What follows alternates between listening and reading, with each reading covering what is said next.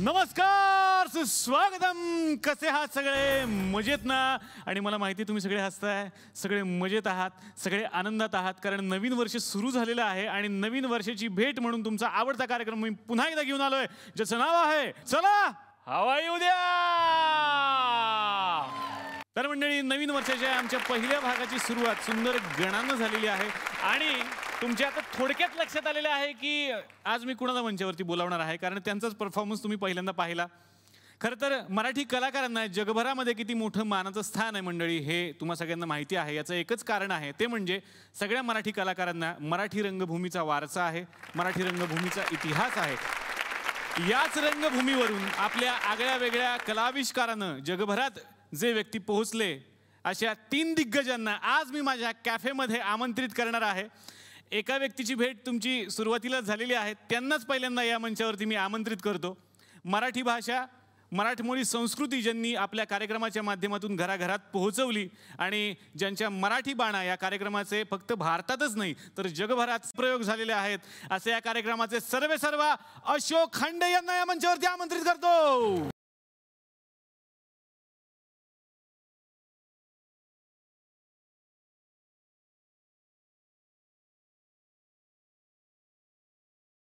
Sir, किती आनंद झालाय म्हणून सांगतो. खरं तर एक मराठी माणूस आहे, त्यामुळे माझा जो आज कणा आहे तो ताट झालेला आहे, कारण मराठी बाणानं आमच्या या कार्यक्रमाची सुरुवात झाली. मला खूप आनंद झाला की तुम्ही या मंचावरती आलाय. तुम्हाला कसं वाटतं इकडे येऊन? मस्त हवा इकडची. आणि निलेश, तुझा हा कार्यक्रम उत्तरोत्तर चांगला होतोय आणि त्याच्यामध्ये आम्ही वाट बघत होतो की आम्हाला कधी संधी मिळते इथे. परंतु इथे तू आम्हाला बोलवलंस आणि इथे या वातावरणामध्ये आल्यानंतर मला खरोखर मराठी पण माझं जागृत झालं. नवीन वर्ष असल्यामुळे मी जरा सुटात घालून आलो होतो. सर, फार मस्त दिसतंय तुम्ही. मराठी माणसाने सुद्धा याच्यात यायला पाहिजे म्हणून मी याच्यात आलो. तुमच्या मंचावरती म्हटलं कुठेतरी मराठी माणसाचं असं नको व्हायला, काय गाबाळ्या याच्यात आले म्हणून आम्ही सुटात आलेलो आहोत. चौरंग ही तुमची संस्था आणि यामधले हे 3ही प्रयोग फार लोकप्रिय झालेले आहेत. मंगलगाणी, दंगलगाणी, आवाज की दुनिया आणि मराठी बाणा. 8000च्या वरती प्रयोग झालेले आहेत. तर ही संकल्पना कुठून डोक्यामध्ये आली होती सर? मराठी संस्कृती, मराठी काव्य, मराठी साहित्य, मराठी नाट्य आणि एकूणच मराठी भाषा याविषयी आपण फक्त बोलून चालणार नाही, तर चालायला पाहिजे. आपण कुठेतरी आपण कुठची तरी दिशा ठरवायला पाहिजे. पुढच्या पिढीला जातं म्हणजे काय होतं, मोठ म्हणजे काय होती आणि त्यानंतर ह्या सगळ्या संकल्पना काय होत्या. मराठी भाषा खरं म्हणजे आज आपण 20 जगातल्या पहिल्या 20 भाषांमध्ये ती आहे. मग जर्मन लोक जर एवढे पुढे जाऊ शकतात आणि आम्ही सांगतो यस वी आर जर्मन्स, तर मग आम्ही मराठी माणसंसुद्धा पुढे जाऊ शकतो. मग असं असताना आपण मराठी पुढे का जात नाही, तर त्याचं एकमेव कारण ते म्हणजे आपण आपल्याला ओळखलेलं नाही आणि हे आपली स्वतःची ओळख करून द्यावी असं मला मनापासून वाटत होतं. पण ती मग व्यवस्थित 70 mm करून द्यावी, कारण आपली संस्कृती अशी काय एक दोघांची नाही, अशी शेतावावरांची, अंगणाची आणि जबरदस्त अशी जत्रेची आणि तमाशाची आणि सगळी अशी संस्कृती आहे. त्यामुळे तिथे एक माणूस दुसऱ्या माणसाशी बोलतो आणि आनंद घेतो असं नाही, सामूहिक आनंद. आणि तो सामूहिक आनंद ही श्रीमंती जी पूर्वी गावागावांमध्ये होती ती पुन्हा एकदा शहरातल्या आणि गावातल्या लोकांना दाखवावी, या भावनेतून ही संकल्पना निर्माण झालेली आहे. क्या बात आहे सर, खूप गप्पा मारायच्या आहेत. मी तुम्हाला विनंती करतो, प्लीज तुम्ही आमच्यासोबत आमच्या कॅफेमध्ये बसा. मंडळी, माणूस कितीही आनंदी असला ना तरी त्याला भविष्याची चिंता नेहमी सतावत असते. आता बघा ना, मी आजचा कार्यक्रम छान करणार आहे कारण खूप छान छान माणसं आमच्याकडे आलेली आहेत, पण सर पुढच्या आठवड्याचं टेन्शन डोक्यामध्ये चालूच आहेत ना, की आज इतकं चांगलं केलं तर पुढच्या आठवड्यात काय करायचं, लोकांना कसं हसवायचं. थोडक्यात काय, भविष्याचं टेन्शन माझ्या मनात आहे. घरात ज्या बायका बसलेल्या आहेत त्या खूप आनंदी असतात हा कार्यक्रम बघताना. त्यांचं असं झालेलं आहे, गोबाई किती छान ना, निलेश साबळे 1 तास हसवतात. शेजारी सासू बसलेली असते, ती म्हणते छान हसवतात, उद्या स्वयंपाक करायला काय पप्पा येणार त्यांचे. सासूबाईंना भविष्याचं टेन्शन असतं ना. पण हीच भविष्याबद्दलची मनामनात असलेली भीती थेट रंगमंचाच्या माध्यमातून लोकांमधून दूर करण्याचा प्रयत्न ज्या एका व्यक्तीनं केला, त्यांना या मंचावरती मी आता आमंत्रित करणार आहे. ज्योतिषविद्या आणि विज्ञान यांची सुरेख सांगड घालणारे अतिशय मनापासून या मंचावरती आमंत्रित करूयात शरद उपाध्याय यांना.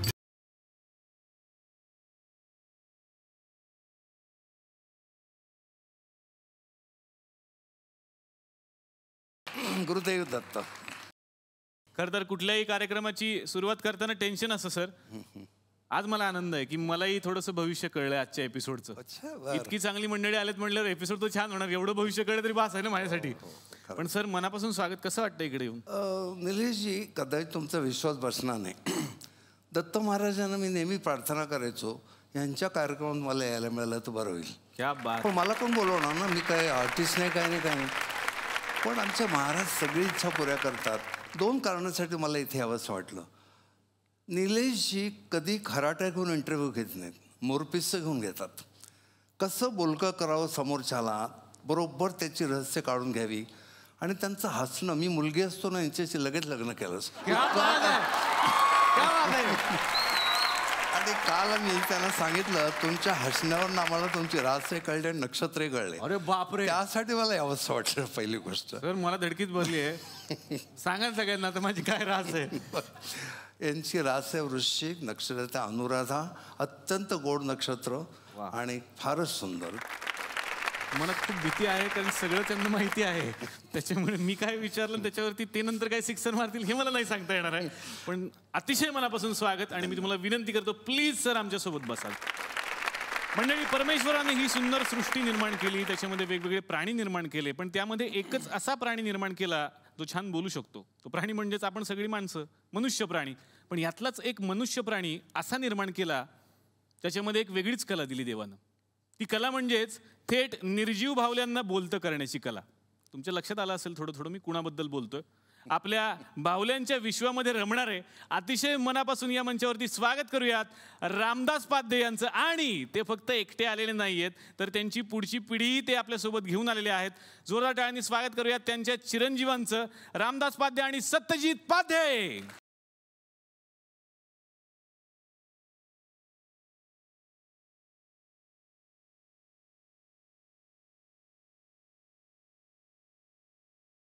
Sir hello. Hello hello hello hello. क्या बात है. एक मिनिट. हाँ, हे कोण आहे तो?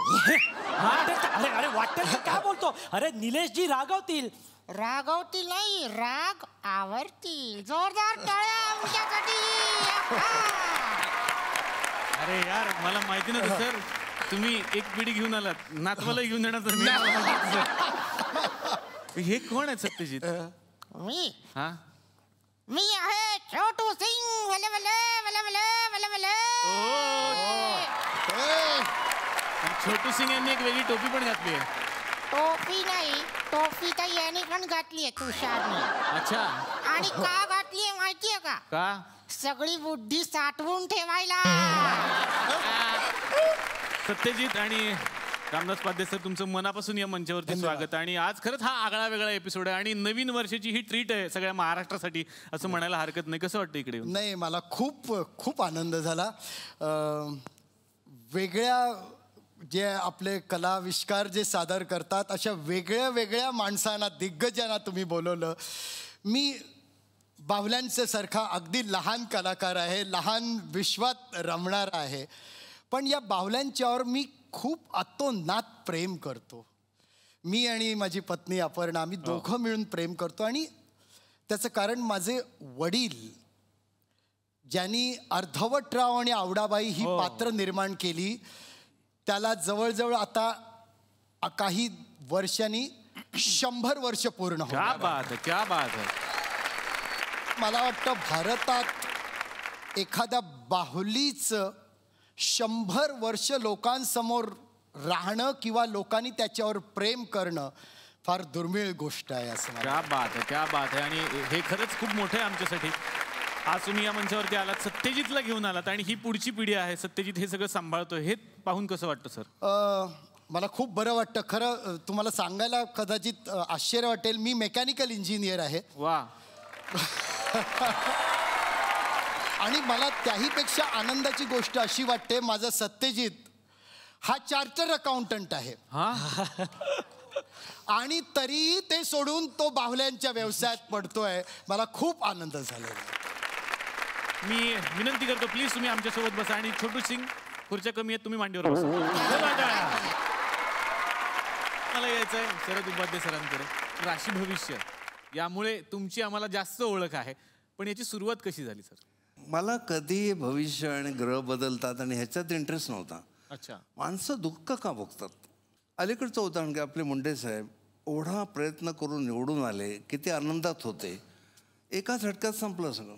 मृत्यूनं म्हणे हा भूपती, मृत्यूनं म्हणे हा श्रीपती, सर्वत्राचे कुठाकुठे मागे पुढे होत आहे. 25 वर्षाचा पोरगा क्रिकेट खेळणारा तरणा बाण, कितीतरी 80-90 वर्षाची माणसं पडली, त्याला नाही नेलं, त्याला मैदानावरच नेलं. हे का घडतं? ह्यात मला जास्त इंटरेस्ट निर्माण झाला. मग मी हळूहळू म्हटलं ह्या शास्त्रात तरी का उत्तर मिळतात का बघू. काही उत्तरं मिळाली नाही. त्या काळचे जे ढुढाचार्य सगळे ज्योतिषी होते, एक जात सगळे फसवाफसवी करणारे, कोणालाही धड रिडिंग देता येत नाही, वाटेल तशी ठोकावून ठोका. आजही तेच चालू आहे. आणि माणसं एवढ्या श्रद्धेने विश्वासाने जातात, त्याची उत्तरं मिळत नाही. त्याची उत्तरं मला गुरुचरित्रात मिळाली. आता यातली काय माणसं डोंबिवलीची असतील, त्याचं एक उदाहरण देतो. डोंबिवली स्टेशनवर सकाळी मरणाची गर्दी असते की नाही 8:30ला. कल्याणहून अशी लोकल भरून येते. 12 राशीचे लोक उभे असतात. प्रत्येकजण सारखा नाही वागत. मेष आणि वृश्चिक राशीचे लोक गाडी थांबेपर्यंत वाटच बघत नाहीत. मराठीमध्ये एक शब्द आहे डुक्कर मुसंडी. त्याच्या पोटात खुपर खुपसतात. त्यांची थेअरी काय, अटॅक इज बेस्ट डिफेन्स. आतले लोक पण म्हणतात अरे बाई काय को झगडता, बैठो बैठो. कर्क राशीच्या माणसाकडे बघा, तो असा डोळ्यात पाणी आणून त्या लोंबकळणाऱ्या लोकांनाच म्हणतो मला आत घ्याव. त्याला आत जातच येत नाही, तो हळवा भयंकर. सिंहराशीवाला महाअभिमानी तत्ववाला, तो खुंटासारखा उभा असतो. मागचा माणूस विचारतो भाई साहब अंदर जाने का है क्या? इधर क्या लिखा है, दिखता नहीं. प्लीज अलाउ पैसेंजर्स टू अलाइट फर्स्ट. मुसाफिर को पहिले उतरना दीजिए. मुसाफिर उतरतात, गाडी जाते हात तिथेच. आणि कन्या रेषेवाला असा घोळ घालतो, पहिल्यांदा गर्दीत घुसतो आतमध्ये, पुन्हा धडपडत बाहेर येतो. अरे दादर आहे का विटी आहे, आधी नाही विचारायचं. हे जसं मी बघत गेलो ना, अरे म्हटलं फार मजा आहे. किती उदाहरणं मग दिसायला लागली. या बायका बघा दिवाळीला करंज्या करतात ना, या वृषभ राशीच्या बायका इतक्या रसिक असतात, त्या करंजी तळून काढतात. करंजीवर हिरव्या रंगाने नवऱ्याचं नाव लिहितात, अशोको असं मस्तपैकी. आणि मग त्याला चांदी लावून असे इतकी सुंदर खायला आणून देतात. मेष वृश्चिकवाल्या आधी वैतागलेले असतात नवऱ्यावर. त्या आधी करंजीवर नवऱ्याचं नाव लिहितात, मग तळायला सोडतात. असं तळतात. ही जेव्हा मला दिसलं, म्हटलं अरे तो अभ्यास राहू दे लांब, कशाला आपण अभ्यास करून लोकांना काय गायडन्स त्याचा पुढे बघू, आपण ही मजा आणू. आणि एकदा माझे क्लासेस होते. मिथुन राशी म्हणजे अत्यंत लाडकी रास. ती का आवडते मला, त्या मिथुन राशीच्या लोकांना तुम्ही कुठलाही प्रश्न विचारा, उत्तर माहिती असो नसो ठोकम ठोक करतात. त्या राशीवर माझं लेक्चर चालू असताना आपले झपाट्याचे कैलासवासी वसंत खेर ते तिथे आले होते. तर मला म्हणाले अरे हा रंगभूमीचा विषय आहे. आणि त्यांनी मला ढकललो 93 साली. म्हटलं काय व्हायचं ते नाशिकला होतं म्हणून पहिला प्रयोग नाशिकला केला. दत्त महाराजांच्या कृपेने आता 5000वा प्रयोग आपण करतोय. तर सर आपण ज्या गावामध्ये बसलेलो आहोत त्या गावाचं नाव जरी तुकरटवाडी असलं तरी ते गाव खूप फेमस झालंय सगळ्या महाराष्ट्रामध्ये. हा चौक आहे सर, मी भाड्यानं घेतलेला आहे. ह्या तुकरटवाडीचं एक वैशिष्ट्य आहे सर की झी मराठीवरती जसे कार्यक्रम होतात तसे इथल्या लोकल केबल चॅनलला पण होतात. गुलकल TV नेटवर्क असं इथलं केबल नेटवर्क आहे, त्याच्यावरती खूप कार्यक्रम होतात सर. आणि मी काही बोलू शकत नाही, सेलिब्रिटी आले की त्यांच्यासमोर ते कार्यक्रम दाखवायला लागतात. तर झी मराठीवर सकाळी सकाळी जो कार्यक्रम लागतो राम राम महाराष्ट्र, ज्याच्यामधून आपण दिवसाची सुरुवात करतो, वाढदिवसाच्या शुभेच्छा मिळतात वगैरे वगैरे सगळं, तसाच इकडे एक आमचा कार्यक्रम आहे राम राम तुकरटवाडी.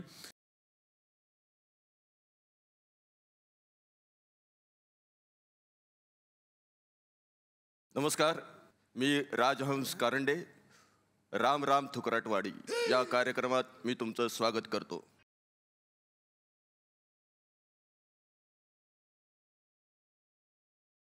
आता पहाटेचे 10:30 वाजून गेले, 12 वाजलेले आहेत.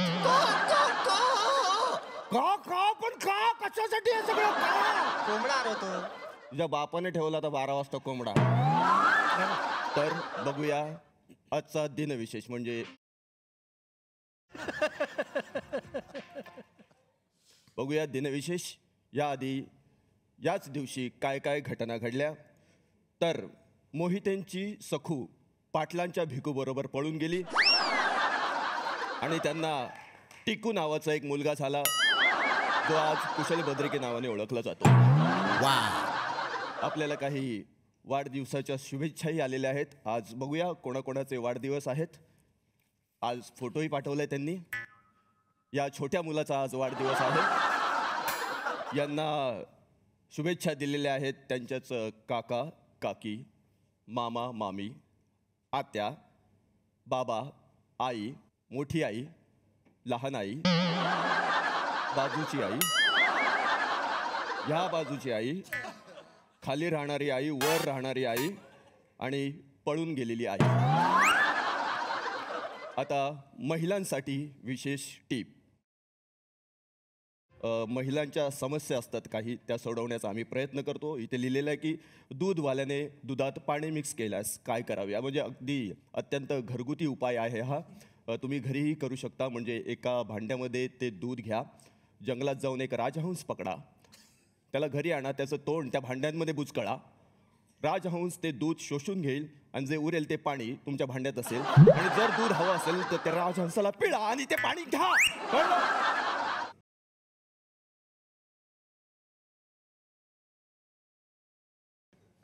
Hello hello. हा बोला. हॅलो, राम राम तुकरट का? हो. मला असं विचारायचं आहे, तुमचा कार्यक्रम सगळेच बघतात? हा हो. माझी आई पण बघत असेल? हो हो नक्की नक्कीच. बायको पण? हो हो नक्की. सगळी माझी मुलं बिलं सगळी बघत असतील? हो हो हो बघत असतील. आवडतो त्यांना कार्यक्रम. माझा निरोप द्याल का त्यांना? हो हो हो. त्यांना म्हणावं की मी बाथरूम मध्ये अडकलोय, इथं नळाला पाणी नाही, मोटार सोडायला सांगा ना, मोटार चालू करायला. अहो इथे फोन केलाय, घरी फोन करा ना. मग त्यांना करतोय पण कोण फोनच उचलं ना. बरं ठीक आहे. तुम्हाला कळलं असेल की तुमचा मुलगा बाथरूममध्ये अडकलेला आहे, नळाला पाणी नाही आहे, तर वर जाऊन जरा कॉक उघडातो. बघितलं, असे उपयोग होतात आमच्या कार्यक्रमात. नळाला पाणी येत नाही, मग आम्हाला फोन करून सांगतात हे सगळे की नळाला पाणी येत नाही. Thank you sir, thank you. कोण आपण? मी बाथरूम मध्ये अडकलो होतो ना, तो आता फोन केला होता. हा मीच केला होता. अरे पप्पा काय आहे? यांना ओळखतो मी. कपडे एक तर अर्धवट घालून आला, तर अर्धवट काही बोलायचं नाही. नाही ते ओळखतो यांना मी. काय डान्स करतात, काय गातात. वा वा. हो कोण? अरे नागार्जुन.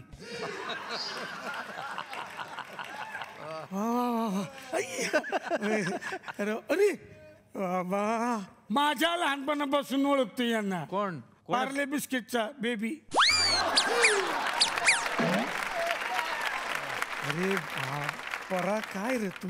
हा कुणाला बोलवलंय? त्यांच्या वाटे जाऊ नका, आधीच सांगतो मी. साहेब पप्पा. मला आशीर्वाद द्या, आशीर्वाद द्या बाबा, आशीर्वाद. कोण आहेत पप्पा? शरद पवार साहेब आहेत. असं काय करतोस? काय म्हण बाबा, बसा तुम्ही, मी आंघोळ करून येतो. हा चहा पाणी घ्या. येतो पोरा. तर बघूया महिलांसाठी मकर संक्रांत निमित्त टीप काय आहेत त्या. वा.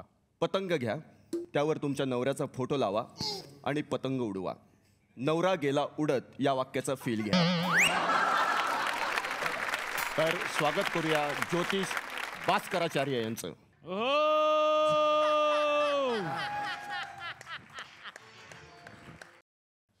असं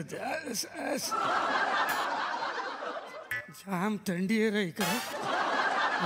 बंद कर ना थोडा, जाम थंडी. बसा. तर गुरुजी. हा चालेल ना, मला आता बुर्जी पाव दिला तर चालेल, मी खाऊ शकतो. बुर्जी पावचा काय प्रॉब्लेम नाही. गुरुजी नाही, मी गुरुजी म्हटलं तुम्हाला. राशन विषयी सांगा आम्हाला. ते जाम म्हणजे सकाळी उठून लाईन लावा, दगर ठेवावा लागतो, आणि मग तो नंबर असतो ना आमचा, आणि नंतर मग ते राखेल नाही काय नाही, मग तो 2 सिलेंडर राखेल कानाला पाहिजे. आवडू सगळं तांदूळ तर खायला नको. कशाबद्दल बोलताय? राशनिंगचं बोलतोय ना. आता यांनी विचारलं राशनिंगचं सांगा. नाही ते पेपरमध्ये 12 राशी येतात ना लिहून. आवरा राशी असतात. अच्छा 12 असतात त्या राशी. 12 असतात. आहेत मग, आहेत ना, ह्याच्यापेक्षा पण आहेत. म्हणजे एवढ्याच नाहीत काय.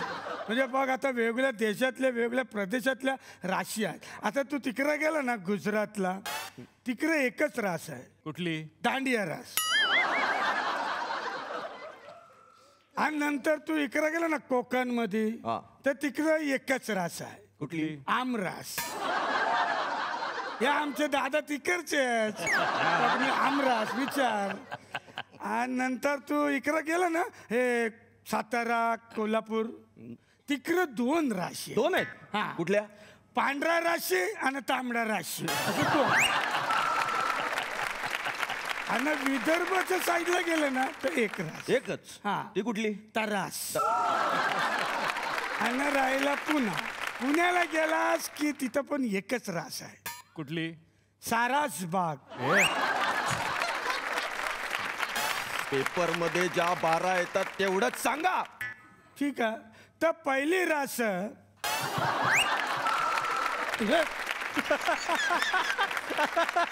काय काय झालं काय? काय रास आहे ना, चिन्ह आहे ना.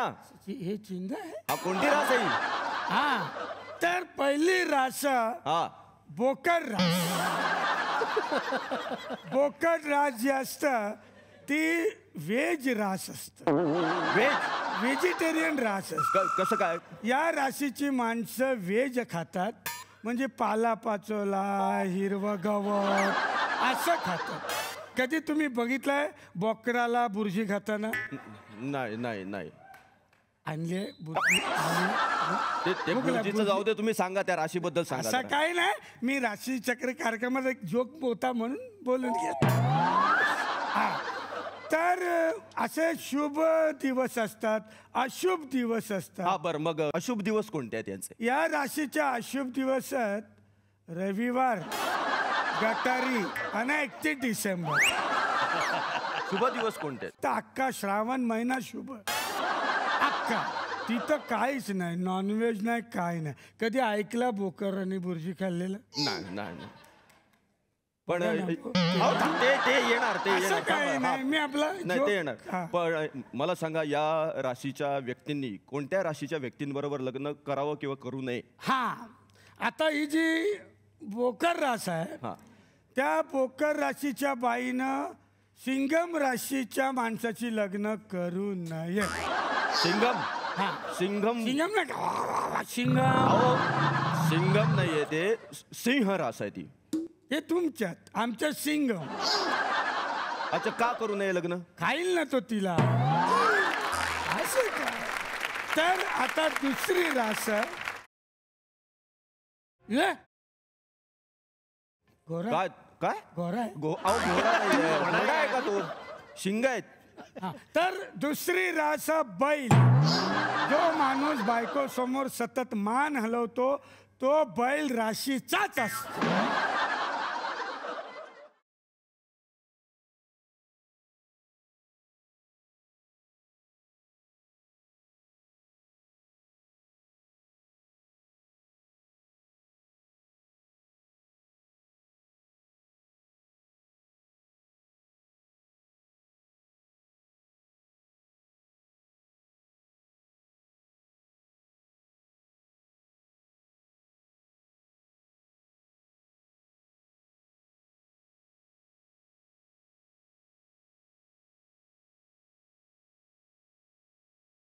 बर, मग यांनी कोणाशी लग्न करावं? नाही, त्यांचा एक प्रॉब्लेम असतो. ते ना कुठली पण गोष्ट तुम्ही त्यांना सांगितली ना तर सगळ्यात बसतात खूप वेळ. च्युइंगम. च्युइंगम सारखा पाहिजे तुला च्युइंगम? नाही नाही नाही. असं आहे. आता बैल राशीच्या माणसानं हा. या ज्या बोकर राशीच्या बाईशी लग्न केलं तर चालतं. हे कसं चालतं मग? हे दोघं वेज आहेत ना. आता यानंतरची रासा हा धनुष रास. धनुष. या धनुष राशीची माणसं असतात ना ते रजनीकांतचे जावई असतात. यांना कुठला पण विषय द्या हे खूप ताणत बाणासारखा. म्हणजे असा विषय दिला ताणला, स्वर नाही ताणला, ताणला ताणला ताणला.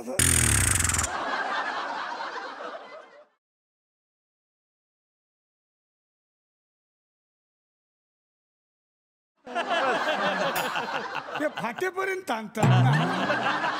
पहाटेपर्यंत असं आहे. त्यानंतरची रास हा मच्छी रास. ही रास आहेत ना, ह्या राशीचे लोकांना आंघोळ करायला जाम आवडते आणि तासन तास आंघोळ करतात, कारण पाण्यात राहणारी रास. या राशीचा एक माणूस आहे, तो सगळ्यांना माहिती आहे, इम्रान हाशिमी. काय कसं काय संबंध? त्याच्या तोंडाकडे बघ ना, सतत पप्पी घेत. बरोबर या राशीचा वजन काटा रास. अरे अहो बर तुमच्यात असतं ते. हा, या वजन काट्याचे राशीची जी माणसं असतात ना, त्यांचं किराणा मालाचं दुकान असतं. अरे आणि जास्त करून राजकारणी याच राशीचे आहेत. कसं काय? जिथे जास्त वजन ना, तिकडं ते लोक जातात. या राशीच्या माणसानं मच्छी राशीच्या बाईशी लग्न करू नाहीये. का? अरे तो विकल ना वजनावर. मटका रास. मटका रास. या राशीची सगळी माणसं जुगारी सा. अरे अहो काय बोलताय? हा, आमच्या या अभिनय क्षेत्रात पण या राशीची काही ऍक्टर आहेत. त्यांना माठ ऍक्टर असं पण संबोधलं जातं. माठ ऍक्टर त्याचे 2 प्रकार असतात. एक वाजणारा माठ आणि दुसरा न वाजणारा माठ. आता वाजणाऱ्या माठामध्ये कोण येतं? कोण? वैभव मांगले. तो बघ ना, पाठून उलटा माठ ठेवल्यावर का वाटत नाही? बघ त्याला. अच्छा, आणि दुसरा न वाजणारा म्हणजे आमचा तुषार देव आहे. का? कधी वेळेवर वाजलाय? बाई रास. कोण? या राशीचं भविष्य कुणीच सांगू शकत नाही. ही रासच सगळ्यांचं भविष्य ठरवते. या राशीचे सर्व लोक बायकोच असतात. रात्री घरी गेले का विचार. घरी गेले बोलती, डोकऱ्या आलास, डोसून आलास, गेला आता. पाहुण्यांसमोर इज्जत करते रे, इज्जत कर. कधी प्रेमानं बोलत तर जाम फटक्यात येते रे. अजून दुखत अशी रास. बर बायको रास. अरे इथे काही पत्र आलेले आहेत आपल्यासाठी, त्यांच्या काही समस्या आहेत. आपण बघूया. हे पत्र आलेलं आहे, कोल्हापूरवरून आहे. यांच्या पत्रिकेत 9व्या स्थानावर कालसर्पयोग आहे. पुरं काय? तुझ्या पुरं काय? कालसर्पयोग आणि 10व्या स्थानात शिडी आहे. असलं ती सापसिरी आहे, डोकऱ्या. ही माझी पत्रिका आहे, जरा बघून सांगाल का? अच्छा सांगते. त्याचं नाव काय? राजहंस ना? अरे हा बरोबर. हो. एक मुलगा आहे तुला? हो 5 वर्षाचा. अरे हो बरोबर. बायको आहे 20 वर्ष. हा हो. आणि आई आहे 50 वर्ष. वडील एक 65 वर्ष. हो अगदी बरोबर सांगतात हे. अरे डोकऱ्या, ही पत्रिका नाही, रेशन कार्ड आणलं. काय दाखवतं मला? मला प्रश्न विचारायचा आहे. हा गुरुजी नमस्कार. हा नमस्कार. हा, मला विचारायचं आहे, मधल्या बोटातली खड्याची अंगठी काढून ती करंगळीत घालू नये का? दिल्ली असती ना, पडल ती.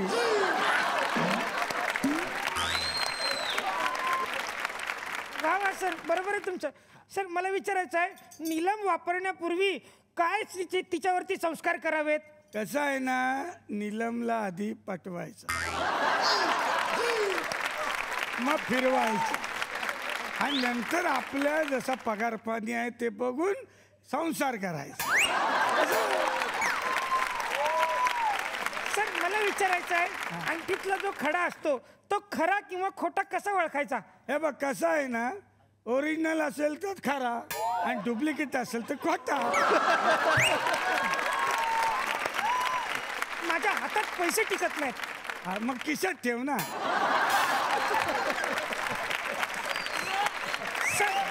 सर खिशात पण पैसे टिकत नाहीत सर. मग मला दे. नाही नको सर, मी प्रयत्न करतो खिशात टिकवण्याचा सर. लग्नासाठी असं म्हणतात की नाडी एक असू नये जोडप्याची. हा. तर सर माझी आणि माझ्या बायकोची नाडी एक आहे, मी काय करू? मग कोणीतरी एकाने बेल्ट वापरा.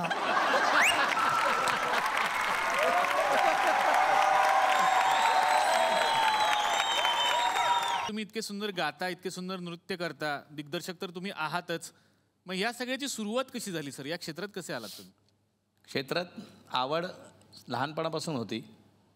खरं म्हणजे प्रत्येक कलाकार हा कुठेतरी असं काय व्यावसायिक रंगभूमीचं ध्येय ठेवून सुरुवात होत नाही त्याची.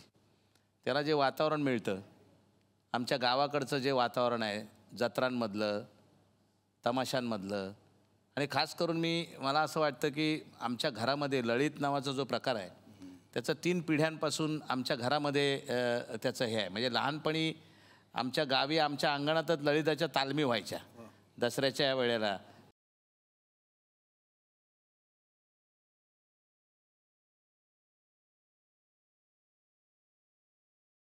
असं म्हणजे भालदार यायचे, चोपदार यायचे. म्हणजे जसं आता आपण मराठी म्हणात जो बुरगुंडा बघतो ते आमचे काका करायचे. वा. आणि माझे आजोबा त्या ललिताचं सूत्रधार, म्हणजे त्यात एक पाटील जे पात्र असतं, त्याच्यानंतर पुढच्या पिढीत माझे चुलते ते पात्र करायला लागले. आणि मला असं वाटतं आता मराठी बाणासुद्धा एक ललितच आहे की ज्याच्यामध्ये ललितामध्ये एक विशेष म्हणजे भजन, भारूड, तमाशा, नकला, सगळ्या बाजूचे त्याच्यामध्ये सटायर ज्याला आपण म्हणतो, स्लॅपस्टिक कॉमेडी, सगळं जे काय थिएटरचे जेवढे प्रकार आहेत तेवढे सगळे ललितामध्ये एकेका एपिसोडमध्ये भरलेले असायचे. ते ललित रात्रभर चालायचं. त्याच्यानंतर मी आलो ते रंगारी बदक चाळ या, म्हणजे मला असं वाटतं की मी नेहमी म्हणतो की 18 पगड जातीच्या मराठी लोकांच्या वस्तीमध्ये 16 चाळी होत्या. त्याच्यामध्ये प्रत्येक चाळीत 60 खोल्या, म्हणजे 1696, म्हणजे साधारण 1000 खोल्या. आणि प्रत्येक खोलीची लोकसंख्या साधारण 10.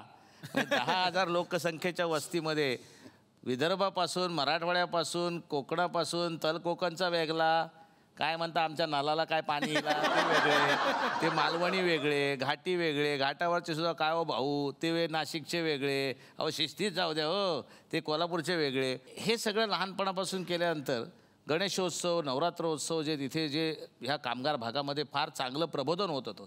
आम्हाला संस्कार जे आहेत ते प्रत्येक चाळीतल्या प्रत्येक माणसाकडून ते संस्कार मिळत गेले. तिथे भजनं होती, भारुडं होती, तिथे चक्री भजन, कोकणी,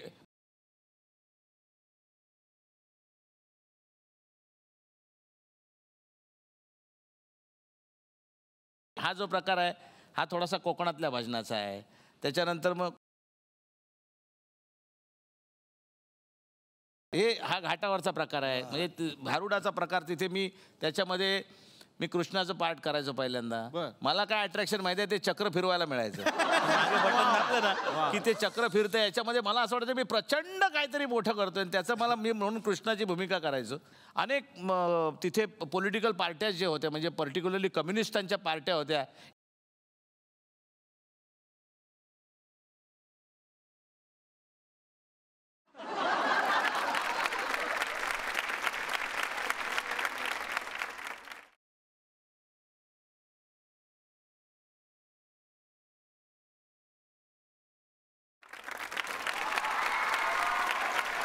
तिथे वेगवेगळी म्हणजे गाणी ऐकत.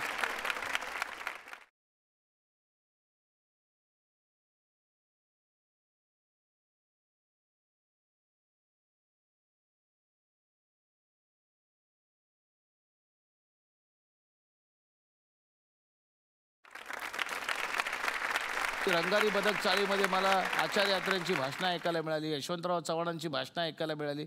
त्याचबरोबर शाहीर अमर शेख, हुशार,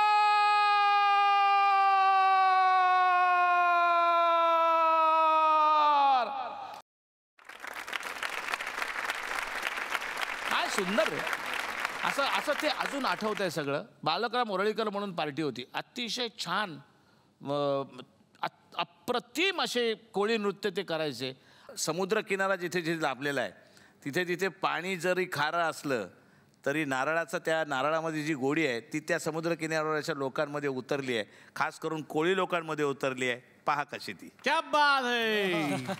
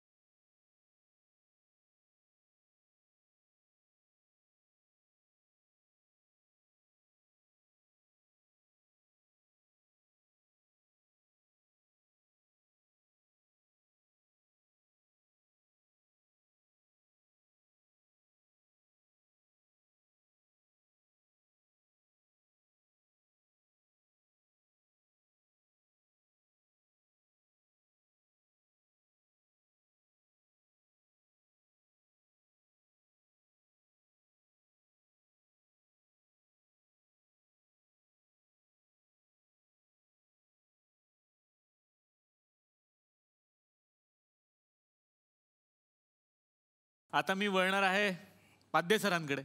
सर मगाशी थोडक्यात तुम्ही उल्लेख केलात की तुम्ही इंजिनियर होतात आणि त्यानंतर या क्षेत्रात आला. इंजिनियर मी नंतर झालात. माझे वडील प्रोफेसर वाय.के. पाध्ये यांनी ही शब्दभ्रमाची कला भारतात 1919 किंवा 20च्या दरम्यान पहिल्यांदी केली. वा. ते बोलक्या बाहुल्यांचे जनक असं लोक म्हणतात.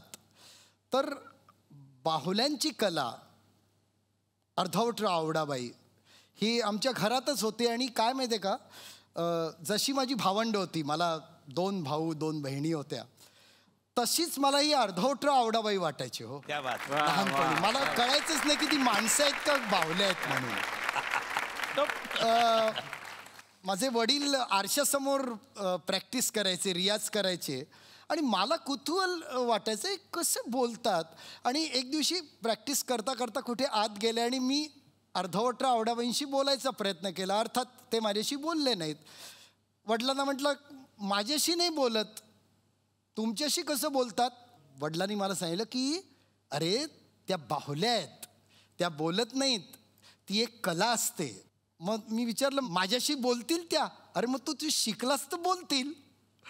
आणि मी वयाच्या 6व्या वर्षी वडिलांकडे शब्दभ्रमाची कला शिकायला सुरुवात केली. 6व्या वर्षी. वा. आणि त्याप्रमाणे मी 9व्या किंवा 10 वर्ष माझी पूर्ण झाल्यावर मी माझा पहिला कार्यक्रम सादर केला. आणि तो कार्यक्रम झाल्यावर वडिलांनी मला एवढंच म्हटलं की छान केलास तू. आता मला म्हणाले काळजी नाही, माझा अर्धवटराव कायमचा बोलत राहील. वा वा वा. छोटू सिंग, तुला माहिती आहे का कॉन्फिडन्स आणि ओव्हर कॉन्फिडन्स मध्ये काय अंतर आहे? तुमच्या गर्लफ्रेंडला तुम्ही किस करू शकता याला कॉन्फिडन्स म्हणतात, आणि तुमच्या गर्लफ्रेंडला तुम्हीच किस करू शकता याला ओव्हर कॉन्फिडन्स म्हणतात. खरं तर ना, ही 3 माणसं नाही आहेत, ही 3 पुस्तकं आहेत आणि ती अशीच वाचत राहावीत असं मला वाटतं. हे पुस्तक आता अर्ध आम्हाला उद्या वाचायचं आहे. अर्थातच याच 3 दिग्गजांसोबत आपण भेटणार आहोत उद्याच्या भागात, तेव्हा बघायला विसरू नका. OL express. चला, हवा येऊ द्या.